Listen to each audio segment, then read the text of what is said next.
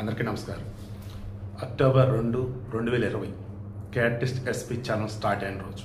ఈ రోజుకి 5 సంవత్సరాలు కంప్లీట్ అయ్యాయి. ఈ రోజు నుంచి డైలీ ఒక 2 షార్ట్స్, అది కూడా ఏ రకంగా నేను ఫేస్బుక్లో కొన్ని కొటేషన్స్ పెడుతూ ఉంటాను, వాటిని మన యూట్యూబ్లో కూడా పెడుతూ ఉంటాను. బట్ రిటర్న్ ఫార్మాట్ కాదు, విజువల్ ఫార్మాట్. అంటే వీడియో కనుక మనం ఇవ్వగలిగితే ఎక్కువ మందికి రీచ్ అయ్యింది అండ్ ఫీల్ అవ్వగలుగుతారు మనం చెప్పే మాటల ద్వారా నాకు అనిపించింది. సో ఈ 36 ఇంట్రడక్షన్ చాలు.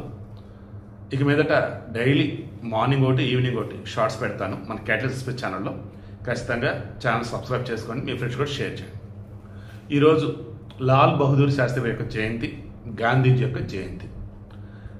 గాంధీ గారికి సంబంధించినప్పుడు అహింస అన్నదానిని బోధిస్తూ ఆయన ఆచరిస్తూ ప్రపంచవ్యాప్తం కూడా అందరి చేత గొప్పవాడు అన్నటువంటి కీర్తిని పొందన్నాడు లాల్ బహదూర్ శాస్త్రి.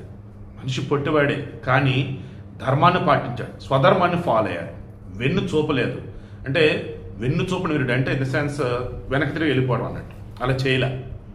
సో ఆయనేమో అహింస అన్నాడు, ప్రపంచవ్యాప్తి గుర్తింపు పొందాడు, కరెన్సీ నోటు మీద ఉండిపోయాడు.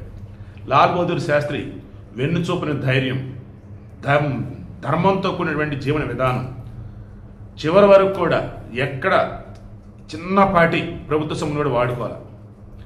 ఇంకా ఆయన గురించి చెప్పాల్సిన చాలా ఉన్నాయి, తర్వాత మాట్లాడుకుందాం.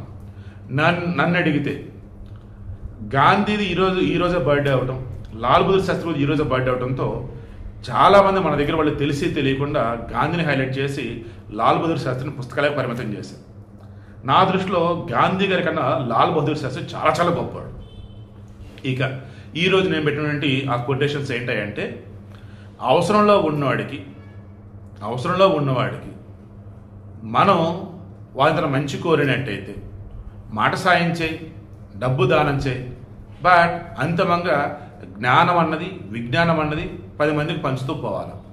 సో అందుకని నేను చెప్పేది ఏంటంటే, కొంతమంది ఏం చేస్తారంటే ఆశ పెట్టి అత్యాశతో అవతల వాడు ఉండేలాగా చేస్తారు.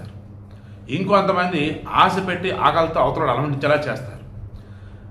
ఆశ పెట్టినప్పుడు అవతలవాడికి ఏంటది అవసరం లేదు, బట్ ఇది కూడా వచ్చిద్దా అని అత్యాశ. ఆకలితో ఉన్నవాడికి ఆశ పెట్టి కాసేట్లు అన్నం పెడతాను ఆగని చెప్పేసి నువ్వు అన్నం పెడతాడు, ఎదురు చూస్తూనే ఉన్నాడు, కడుపు రగిలిపోతాడు, మాడిపోతూ ఉంటాడు, అల్లలాడుతూ ఉంటాడు. సో అందుకని నేను చెప్పేది, ఆకలితో ఉన్నవాడికి ఆశ పెట్టద్దు, అన్నం పెట్టండి. అవసరంలో ఉన్నవాడిని ఆదుకోండి, మాటలతో పబ్బం గడపండి. అంతిమంగా నేను చెప్పేది, మనుషులు అన్నప్పుడు మనుషులనే బతుకుదాం, గొప్పగా ఉందాం ప్లీజ్.